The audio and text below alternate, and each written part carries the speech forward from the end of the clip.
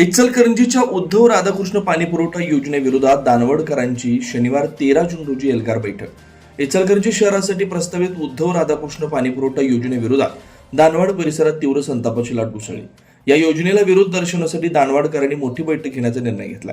राधाकृष्ण संगमभूमी जलाक्रोश समितीच्या वतीनं शनिवारी 13 जून 2026 रोजी सायंकाळी 5 वाजता मारुती मंदिर दानवाड इथं ही बैठक आयोजित करण्यात आली। नुकतेच आमदार राहुल आवाडे यांनी दानवाड येथील राधाकृष्ण संगमावरून इचलकरंजीला पाणी पुरवठा करण्यास कोणाचाही विरोध नसल्याचं विधान केलं होतं। मात्र या घोषणेनंतर दानवाड, टाकळी, टाकळीवाडी तसेच सीमा भागातील गावांमध्ये नाराजीचा सूर अधिक तीव्र झाला।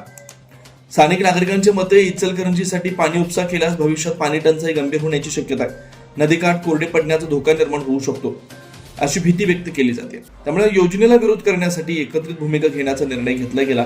या पार्श्वभूमीवर आयोजित बैठकीत पुढील आंदोलनाची दिशा ठरवण्यात येणार असल्याची माहिती समितीच्या वतीने देण्यात आली।